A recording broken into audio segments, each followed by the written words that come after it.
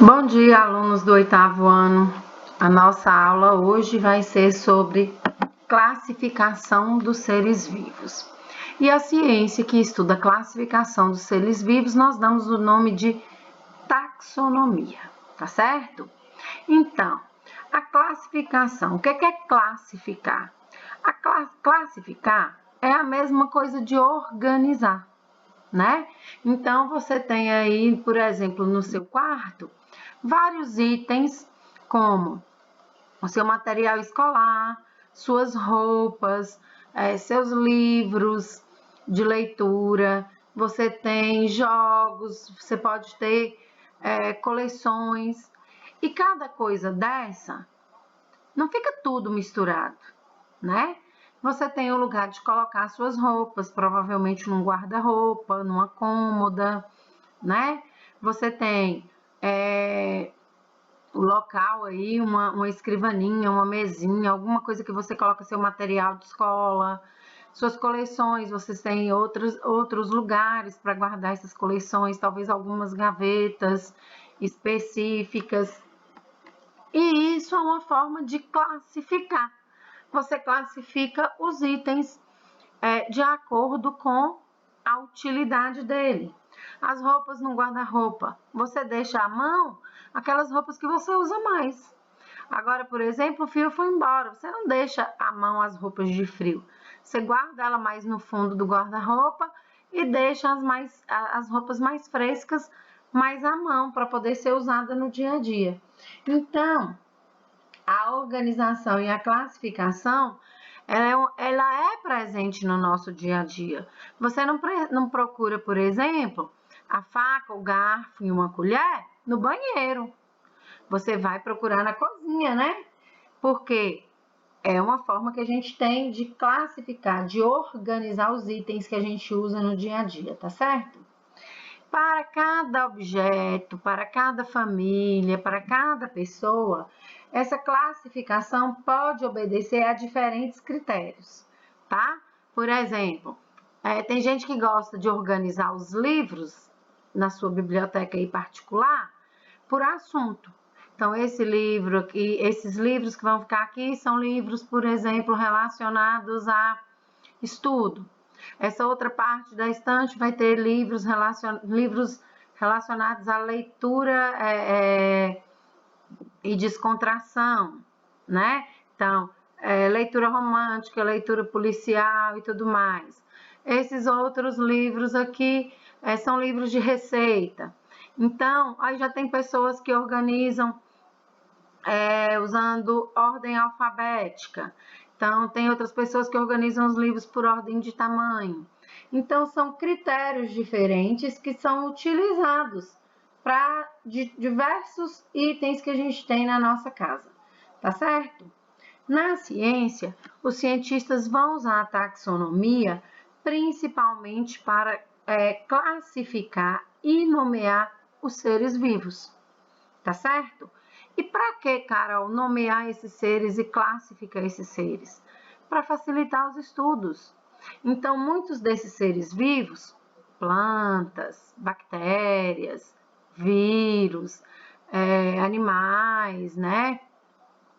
Todos eles são utilizados de formas diferentes na nossa vida. E para isso ser melhor ou mais bem aproveitado, os cientistas estão sempre fazendo estudos, vários remédios vêm de plantas, e aí esse estudo sobre uma planta aqui no Brasil, ele pode ser encontrado em qualquer parte no mundo por causa da taxonomia. Nós vamos ver que dentro do estudo taxonômico, dos critérios é nomear os seres vivos com uma língua já morta. Por quê? Porque ela não pode sofrer alteração. E aí, o mesmo nome que esse ser vivo recebe no Brasil é o mesmo nome que ele vai ter na Inglaterra, é o mesmo nome que ele vai ter na Rússia, é o mesmo nome que ele vai ter no Japão. E todos os cientistas desses países, quando acessarem lá, buscarem estudos sobre aquele ser vivo, eles vão encontrar brasileiro, inglês, russo, japonês e etc. Tá certo? E às vezes um estudo complementa o outro. acabam esses cientistas entrando em contato e um estudo complementando o outro. E com isso a gente recebe vários benefícios na nossa vida do dia a dia. Por exemplo, o corona está sendo estudado aí, o Covid, né? O corona está sendo estudado aí por vários países, todos buscando vacina. Então, ele tem o nome científico dele, todos esses cientistas têm o acesso a todos os estudos, e um estudo vai melhorando o outro até que nós vamos encontrar, se Deus quiser, uma vacina aí, tá? Para o Covid, tá certo? Então, nós já entendemos o que é taxonomia, né? É a ciência que estuda os seres vivos, classifica-os e os nomeia, tá certo? Então, essa aí é a página 34 do livro didático de vocês, que eu pedi para vocês resolverem, né? E aí fala assim, ó, a imagem é uma ilustração. Desculpa, pessoal. Desculpa. A imagem é uma ilustração de microalgas realizadas por Ernest Haeckel. Em 1834 1919, biólogo, zoólogo, filósofo e médico alemão, que também era artista da natureza. Com suas ilustrações, ele queria criar uma estética na natureza e mostrar como a luta pela existência produz uma infinita beleza e variedade de formas. E aí eu tenho 3 questões. A primeira fala assim: quais são as formas de vida que são mais comuns para vocês? Então, as formas de vida mais comuns para todos nós são aquelas com que estão ao nosso redor, né? Com que a gente convive. E com quem que a gente convive? A gente convive com vários seres vivos no nosso cotidiano. Então, os animais domésticos, principalmente, né? Cachorro, gato, as aves que vivem ao nosso redor, as árvores, as plantas e o que mais? Vários outros seres que estão no nosso cotidiano, os próprios seres humanos, né? Alguns seres que não são tão comuns, a gente sabe da existência deles, né? A gente sabe dessa existência, mas a gente não vê. Por exemplo, os vírus, as bactérias, a gente sabe que eles estão ao nosso redor, a gente não vê. Os fungos a gente ainda vê quando alguma coisa estraga na nossa casa, né? Mas esses outros a gente não vê tanto, apesar da gente saber que eles existem, que eles estão ao nosso redor e que eles têm suas funções biológicas e alguns deles podem causar doenças na gente, tá certo? 2. Se você precisasse agrupar todos os seres vivos que conhece, que critério utilizaria e em quantos grupos conseguiria dividi-los? Também é uma resposta bem individual, né? O que a gente imagina? Principalmente as características. A gente acaba se apegando às características para fazer essa separação, né? Então, por exemplo, os seres humanos acabam sendo separados por causa da sua inteligência. É uma característica, aliás, talvez não tão inteligência. Existem outros animais que a gente já percebe essa inteligência, mas a capacidade de fala, de comunicação, né? Que a gente tem, que os outros seres não têm. Então, é uma forma também de fazer essa separação, mas é uma separação individual. Cada um de vocês vai usar um critério diferente, tá certo? Lembrando sempre que quando eu falo de seres vivos, eu falo tudo que é vivo, né? Não deixando os micro-organismos e as plantas de fora, porque tem gente que acredita que planta não é ser vivo, não, só porque ela vive de forma diferente, né? Mas ela é ser vivo. E os micro-organismos também. As algas apresentadas na ilustração são fotossintetizantes. Qual a importância da fotossíntese para os seres vivos? Bom, tanto as algas fotossintetizantes ou como todos os seres fotossintetizantes, a gente tem que lembrar que eles são a base das cadeias alimentares, né? A gente já estudou isso. Então, eles estão lá na base da cadeia alimentar. Sem esses seres fotossintetizantes, não teria renovação da vida. A vida só ia, tudo que existe hoje não ia se renovar, só ia morrer. Por quê? Se eu não tenho a base da cadeia alimentar, os herbívoros ficam sem alimento, depois os carnívoros também vão ficar. E aí os onívoros também vão ficar sem alimento, né? E aí tudo vai morrer no nosso planeta. E além disso, as algas, elas são as principais, né? São os principais seres que fazem a renovação do oxigênio no nosso planeta. Foi a partir do surgimento dos seres fotossintetizantes que o planeta começou a ter uma grande quantidade de oxigênio disponível para os seres que precisam desse oxigênio para sobreviver, tá certo? Então, vamos voltar à classificação dos seres vivos, ou taxonomia, a mesma coisa, né? Então, vamos ver exatamente o que é essa classificação. Então, essa classificação, ou taxonomia, é a classificação biológica ou taxonômica em um sistema que organiza seres vivos em categorias, agrupando-os de acordo com suas características comuns, bem como por suas relações de parentesco evolutivo. Então, hoje na taxonomia, a genética, ela já é fundamental, tá?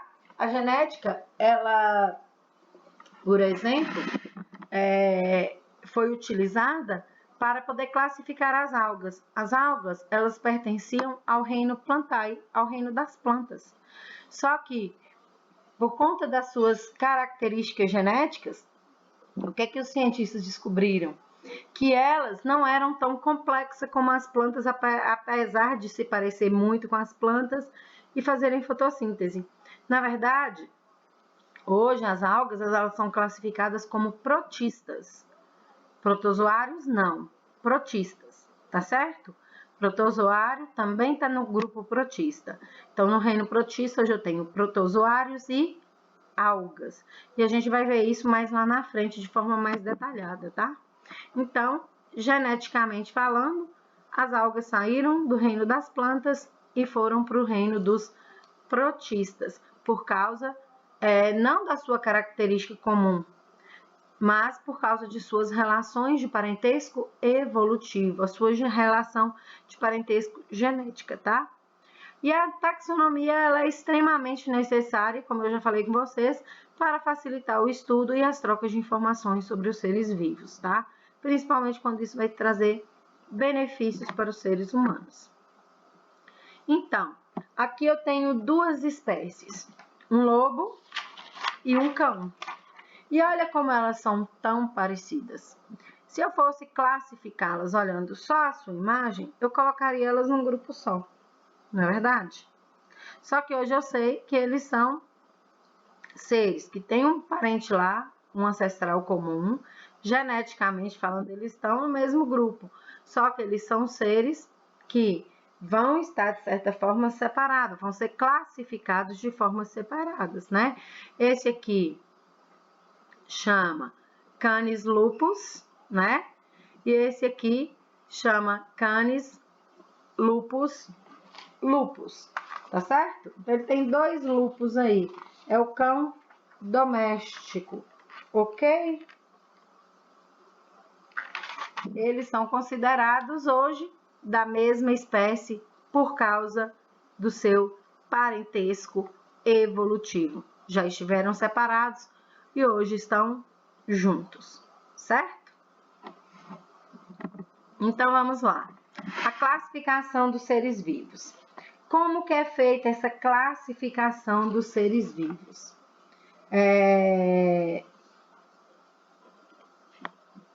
Lá na antiguidade, os cientistas, não vou falar cientistas, mas os estudiosos da época, né? Eles, na verdade, como você viu lá atrás, eles geralmente tinham várias formações, né? Os estudiosos antigos lá, eles classificavam seres vivos através de seus próprios critérios, tá? Então, um dos primeiros sistemas de classificação foi feito por Aristóteles, lá no século, Lá no século IV a.C. E ele resolveu separar os animais pelo tipo de reprodução e por terem ou não sangue vermelho, né? Então, são critérios bem pouco significativos. Por quê? Porque coloca junto aí um grupo de animais que às vezes não facilitaria o estudo individual por conta desses critérios aí, ó, por ter ou não sangue vermelho. E aí, o seu discípulo na época, que era o seu aluno, né, digamos assim, Teofrasto, ele resolveu classificar as plantas. E aí, ele usou o quê? O critério de utilização dessas plantas, quer dizer, para que elas serviam? E a forma como elas eram cultivadas. E aí, também ficou uma classificação muito abrangente, né? Muito abrangente. E aí, dificultando também os estudos. Então, esses estudos da antiguidade, eles deixavam muito a desejar em relação a essa classificação. E aí vieram outros estudiosos tentando melhorar isso aí, né? Então, já teve um tempo, por exemplo, em que os seres vivos eram agrupados de acordo com o ambiente que ocupavam. Então, só tínhamos seres terrestres, aéreos ou aquáticos. Também uma classificação muito abrangente, que ainda deixava muita dúvida, né?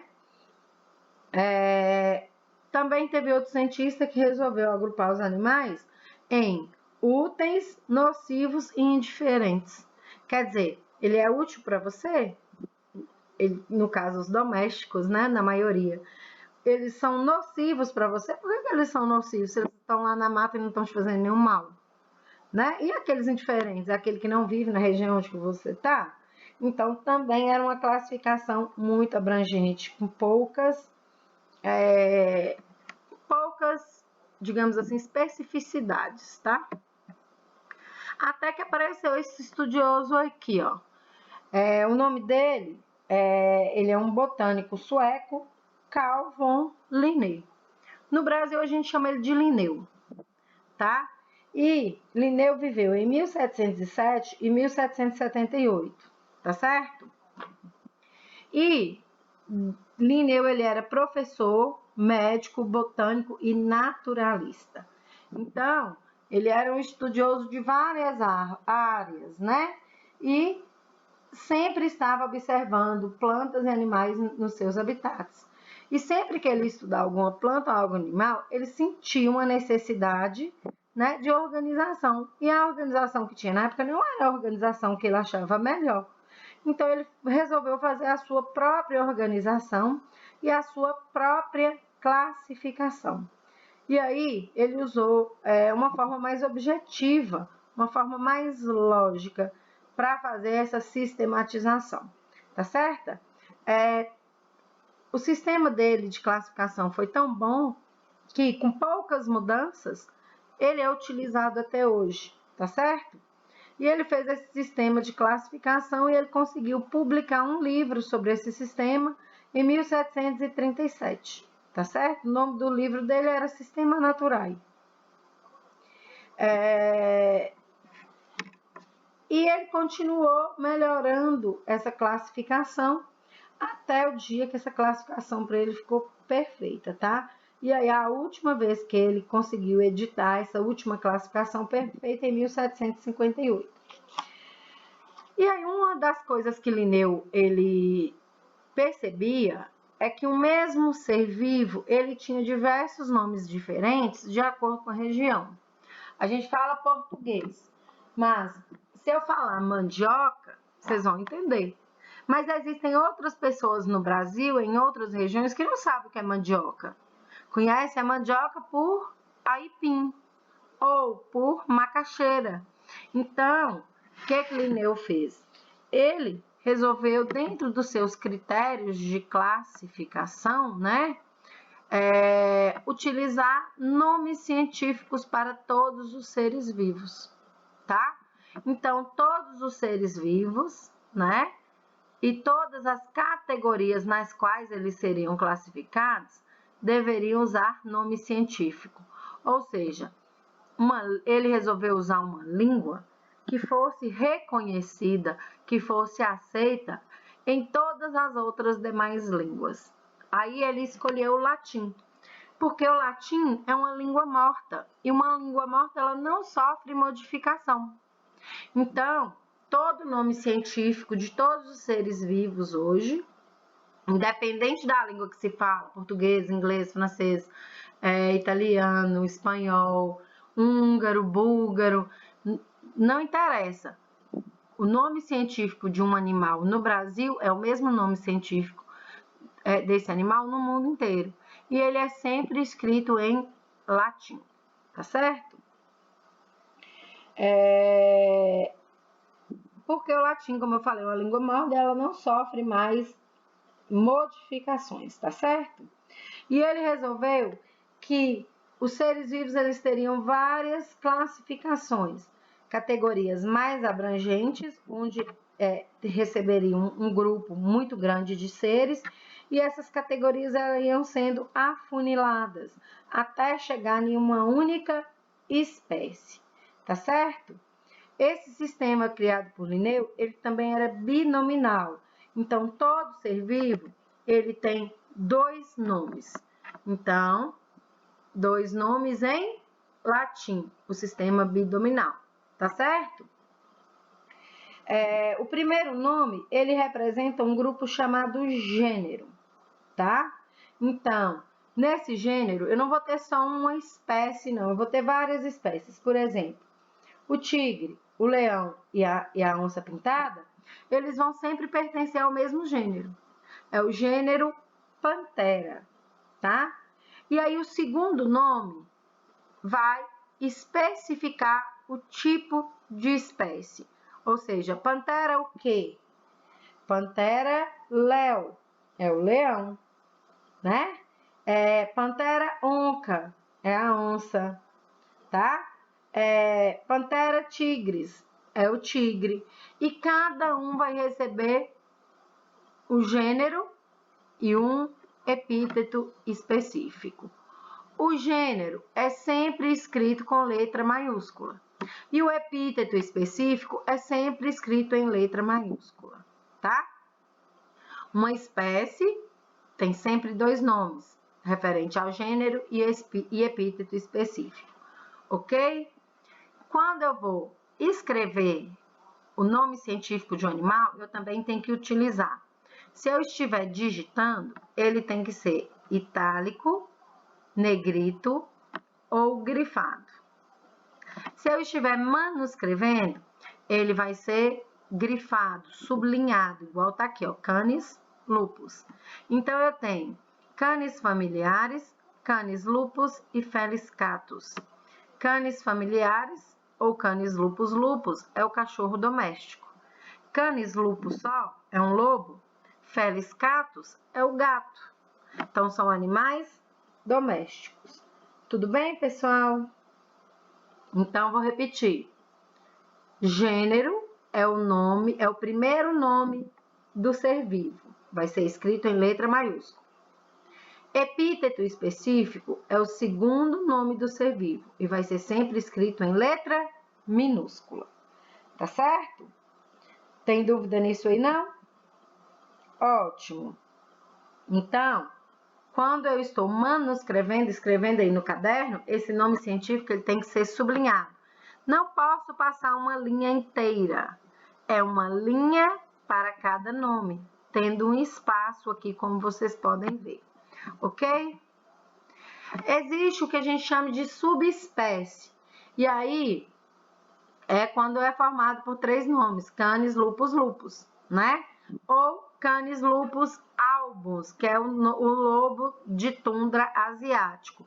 Então, é um lobo, mas ele é um lobo mais específico, é o lobo asiático. Então, Canis lupus, lobo, essa é árticos, que é lá do lado ártico. Não vamos encontrar ele em qualquer lugar, tá certo? Então, a gente chama de subespécie, ok? Então, as outras categorias taxonômicas, né? Como eu falei que você não criou só uma categoria, ele criou várias categorias taxonômicas. Então, segundo Linneu, ele dividiu os seres vivos, primeiro, dentro de reinos, que são mais abrangentes, tá? Então, no reino animalia, por exemplo, eu vou encontrar, além do ser humano, além do tigre, do gato, eu vou encontrar baleia, eu vou encontrar jacaré, eu vou encontrar tudo que for animal, dentro do reino animal. Aí eu vou ter o reino das plantas, tudo que for planta está ali dentro daquele reino, tá? E aí, eu posso começar a dividir esse reino para afunilar as espécies. Eu divido ela em classes. No caso dos animais, eu tenho, por exemplo, a classe mamália, que são dos mamíferos, né? Só entra ali naquela classe os animais que mamam. E aí vão existir outras classes de animais. Vai existir, por exemplo, a classe dos répteis, né? Reptilia. E vão existir outras classes, como a das aves, cada uma todas juntas fazendo parte do mesmo reino. E aí depois eu posso ainda subdividir essas classes, eu divido elas em ordens, né? A ordem de acordo com outras características. Então, essa ordem, por exemplo, na verdade, é isso mesmo. A ordem, por exemplo, aqui, ó, carnívoro, relacionada à alimentação, né? Do homem, do chimpanzé, vai ser primata. Tá vendo? Eu coloquei aqui para ir lembrando, porque a gente não fica com isso na cabeça, não. Então, eu posso dividir em reino, filo, classe, ordem, família, gênero e espécie. Foi isso que Linneu fez. Então, olha, ele pegou todos os seres vivos e colocou dentro dos reinos. Aí ele dividiu os reinos em filos, dividiu os filos em classes, né? Dividiu as classes em ordens, as ordens em famílias, as famílias em gênero e os gêneros em espécies, tá? Na verdade, o filo que tem aí não foi Linneu que colocou, não. Foi um outro naturalista que ele melhorou o estudo de Linneu, tá? Foi um francês, Georges Cuvier, que introduziu o filo aí que a gente vê entre o reino e a classe. Então, reino aqui, ó, todos esses são reino animal. Filo, todos são cordados, ou seja, tem coluna vertebral. Agora, quando chega em classe, eu tenho todos eles ainda mamíferos, todos vão mamar ao nascer. E qual que é a ordem? A forma de alimentação quando fica adulto. Então, o cão continua sendo carnívoro, o gato continua sendo carnívoro, e chimpanzé e homem ficam sendo onívoros. Aí são chamados, no caso aqui, de primatas, tá? Aí, família. O cão é da família Canidae. O gato é da família Felidae. O chimpanzé é da família Hominidae. E o homem também é da família Hominidae.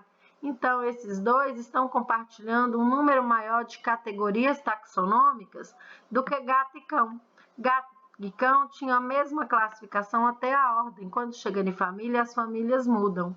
Chimpanzé e homem compartilham todas as características taxonômicas até a família. Só vai mudar quando chegar em gênero.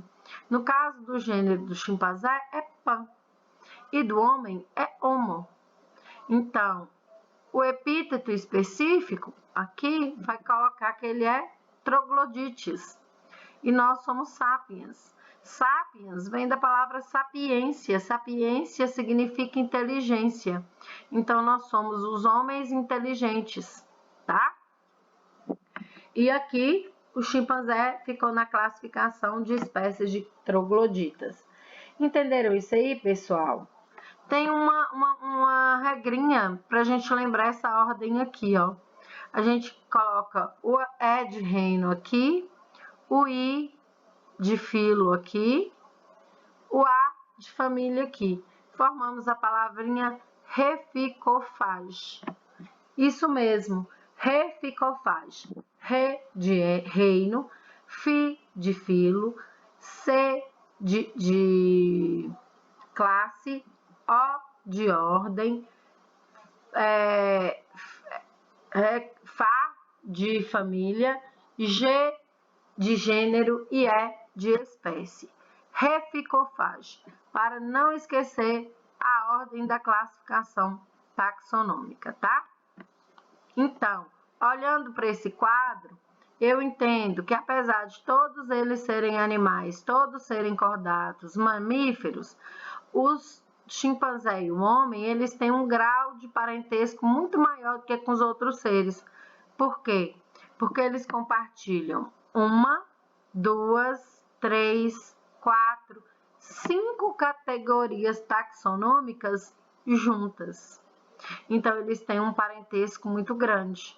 O parentesco do homem com o cachorro acaba aqui, ó, na terceira categoria taxonômica. Também acaba esse parentesco com o gato na terceira categoria taxonômica. E aí o chimpanzé ele continua, primata, hominidae. Então, ele tem um grau de parentesco maior, certo? Voltando ao cão aí, ó. Durante muito tempo, o cão doméstico foi conhecido pelo nome científico Canis familiaris. Isso indicava que ele pertencia ao mesmo gênero do lobo, do chacal e do coiote, mas com algumas diferenças, né, para classificá-lo em outra espécie. Em 1993, um grupo de estudiosos americanos definiu que o cão doméstico deveria ser registrado como Canis lupus, em vez do nome anterior, Canis familiaris. Essa decisão confirma, portanto, que o cão é de fato exatamente da mesma espécie que o lobo. Isso quer dizer que cães e lobos podem cruzar entre si, gerando descendentes férteis, e que esse cruzamento pode ocorrer naturalmente. Trata-se de um fato incrível, pois existe uma variedade imensa de raças de cachorro, todas da mesma espécie. Para muitos, já é difícil pensar que o cruzamento entre um poodle e uma fêmea de pastor alemão seja possível. Agora imagine comparar os cães com os lobos. Então, lembra que lá no início eu falei que os cães hoje eles eram classificados como uma subespécie Canis lupus lupus? Pois é, mas antigamente eles eram Canis familiares e hoje isso não acontece mais, tá? Então, para se pertencer à mesma espécie, aqui ó, para ser um Canis familiaris, aqui está escrito errado, é Canis lupus, né? Para pertencer à espécie Canis lupus, o que acontece? Esses animais eles têm que cruzar e ter descendente que vai cruzar de novo e ter mais descendente. Porque se não tiver descendente, a espécie morre. Então, gato, qualquer gato que cruzar com outro gato, vai deixar descendentes que ao virar adulto vão cruzar também, tá certo? Então, para ser considerado da mesma espécie, os seres têm que cruzar e ter descendentes férteis. E se eles cruzarem e não terem descendentes férteis, nós vamos chamar eles de seres híbridos, tá? Existem já alguns seres híbridos no mundo, mas geralmente isso ocorre em cativeiro. Quando se cruza híbridos, que são seres do mesmo gênero, mas de espécies diferentes, muitas vezes os filhotes ao nascer, os machos geralmente são estéreis e as fêmeas, algumas delas têm a capacidade de reprodução, mas é só algumas, não são todas, tá? Então, eu posso cruzar, por exemplo, a égua e o jumento, e eles vão ter o filhote mula ou burro, que geralmente são inférteis. Então, a gente fala que a mula e o burro são seres híbridos, porque eles não têm essa capacidade de se reproduzir, tá certo? O leão e a tigresa. Então, o cruzamento de um leão e uma tigresa forma o liger. E ele tem, olha, para você ver o tamanho, ele tem uma coisa chamada gigantismo. Então, é um animal que fica imenso, mas ele não consegue se reproduzir, tá certo? E isso geralmente não acontece na natureza, só vai acontecer em cativeiro, tá certo? Dentro da classificação científica agora, nós vamos falar dos 5 reinos. Então, todos os seres vivos que tem no planeta Terra estão dentro desses 5 reinos. Reino Monera, Reino Protista, Reino Fungi, Reino Plantae e Reino Animalia. E para ficar dentro desses reinos, né, os organismos eles têm que apresentar alguns critérios para se encaixar dentro dos reinos. Hoje, com o desenvolvimento de novas tecnologias, principalmente como a microscopia, os cientistas estão identificando essas características e fazendo essa separação de uma forma mais organizada, tá certo? Foi o que aconteceu com as algas, que saiu do reino vegetal e foi para o reino protoctista, tá certo? A classificação mais atual dos 5 reinos foi proposta por Robert Herding Whittaker. Ela foi feita, ele nasceu entre 1920 e 1980, né? E ele é cientista, né? Ele, utilizando microscópio e outras tecnologias, ele fez essa nova classificação, considerando o quê? Número de células, ou seja, se os seres são unicelulares ou multi ou pluricelulares, presença do núcleo individualizado no interior da célula, ou seja, se são seres procariontes ou eucariontes, a forma de nutrição, se os seres precisam de outros seres para se alimentar ou são fotossintetizantes, né? Se eles são autótrofos ou heterótrofos, e ele conseguiu fazer essa separação. Abra, por favor, abra, por favor, seu livro na página 39. E aí vocês vão ver os quadrinhos aí, ó, com os 5 reinos e as características de cada um. O primeiro reino é o reino Monera. No reino Monera, nós vamos ter os seres mais simples, tá certo? Por que são os seres mais simples? Porque eles são unicelulares, tá? E procariontes. Então, todos os procariontes, eles estão no reino Monera. Todos os outros reinos são eucariontes. Só o Monera que é procarionte. E o que significa ser procarionte? O DNA não tem um compartimento próprio, né? Ele fica solto, ele fica livre no citoplasma. Então, as bactérias, as cianobactérias e as arqueobactérias, são os seres que vão viver no reino Monera. Vou repetir. Arqueobactérias, bactérias e cianobactérias são os únicos seres que vivem no reino Monera, tá certo? E as cianobactérias são autótrofas. As bactérias e as arqueobactérias são heterótrofas, precisam de outros seres para se nutrir, tá certo? O reino mais simples, onde estão todos os tipos de bactérias. Seres sempre unicelulares, procariontes. Alguns são autótrofos e outros heterótrofos, tá? Depois do reino Monera, eu tenho o reino protista. Tá escrito errado aqui, ó. É protoctista. Desculpa, eu errei, mas no livro de vocês está escrito correto. Protoctista. Então, nesse reino, eu vou encontrar protozoários e algas, tá? Tanto protozoários como algas são eucariontes.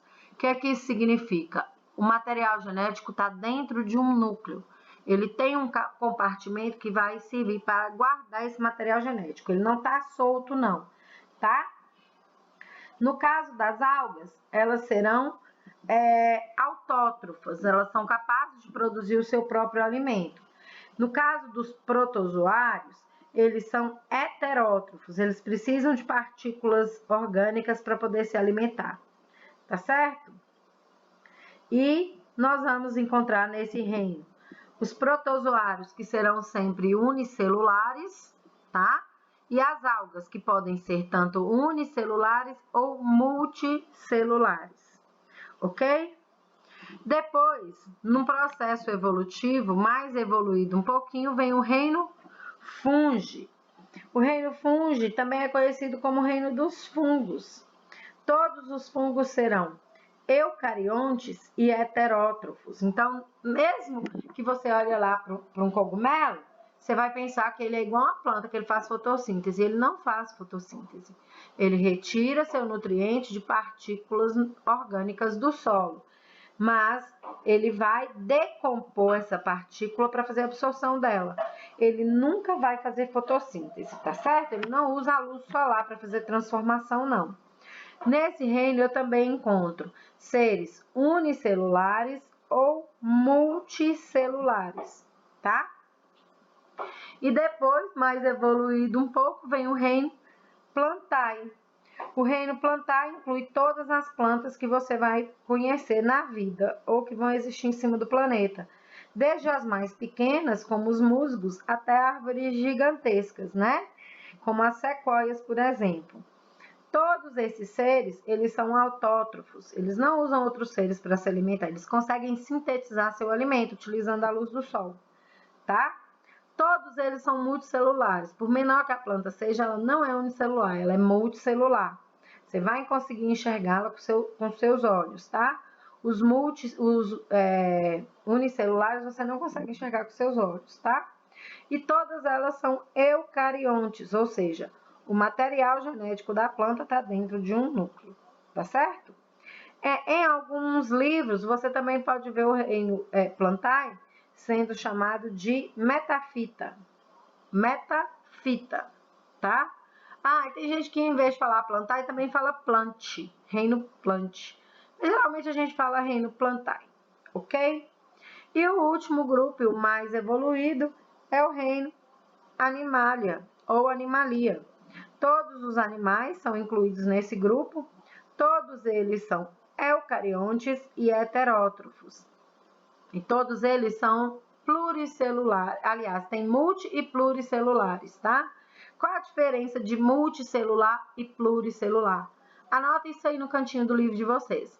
Multicelulares são seres formados com muitas células, mas essas células não conseguem formar tecidos e órgãos, tá? Elas funcionam de formas separadas.